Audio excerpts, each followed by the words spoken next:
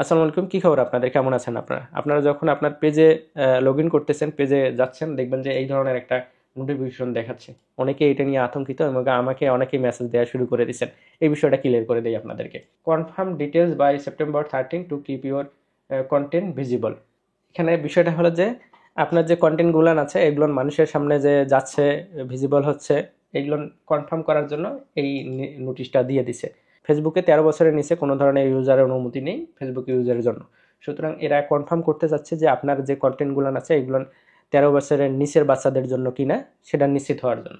কিছুই করতে হবে না, জাস্ট আপনি এখান থেকে কি করবেন, এই যে কন্টিনিউয়ে ক্লিক করে দেবেন, দেওয়ার পর কনফার্ম করে দেবেন। ঠিক আছে, এদের কনফার্ম করে দিলেন, শেষ।